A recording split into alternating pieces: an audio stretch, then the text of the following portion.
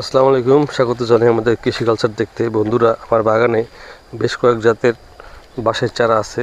তার ভিতরে অন্যতম হচ্ছে এই ভেরিগেট বা সোনালী বাঁশ। এত সুন্দর হয়েছে ঝাড়টা। এখানে 8-9টা বাঁশ একদম দুর্দান্ত প্রতাপে তাদের অস্তিত্ব জানান দিচ্ছে।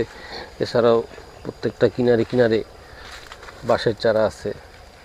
ওই যে বাঁশের চারা, এই যে একটা প্রথম লাগানো বাঁশের চারাটা একটা ঝোপ হয়ে গেছে।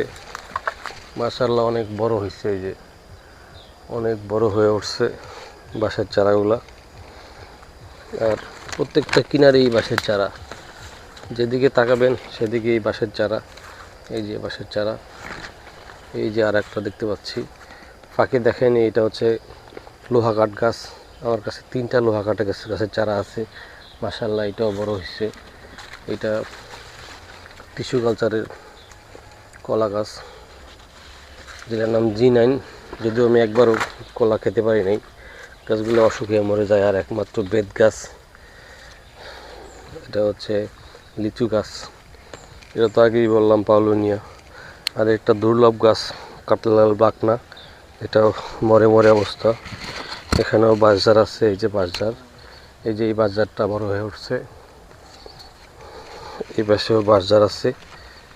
এই যে বাঁশঝাড়, মোটামুটি চারপাশে শুধু বাঁশঝাড় দিয়ে একটা বেড়া বা একটা চারপাশে বাঁশঝাড় দিয়ে একটা বেড়া তৈরি করছি।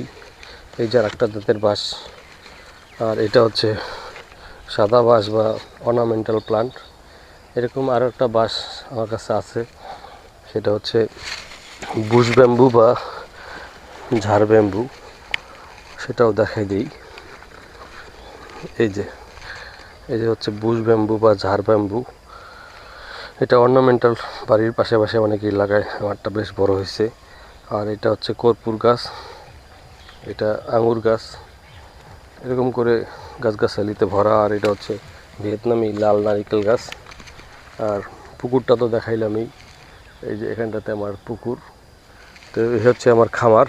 এই খামার দেখতে আমি 15 দিন পর পর ঢাকা থেকে গ্রামে এসে সারাদিন উদয়স্ত পরিশ্রম করি। এই বাগানের গাছগাছালির যত্ন নেই। ভাবি যে কোনো একদিন এগুলো আমার সম্পদ হয়ে উঠতে পারে। এটা আমার একটা ভালোবাসার জায়গা, আমার একটা প্রিয় স্থান, যেখানে আমি সময় কাটাতে ভালোবাসি। তো যখন আবার আসবো আপনাদেরকে ভিডিও করে দেখাবো। তাই আমাদের জন্য দোয়া করবেন। আপনাদের জন্য দোয়া রইল। সাবধানে থাকবেন। আসসালামু আলাইকুম।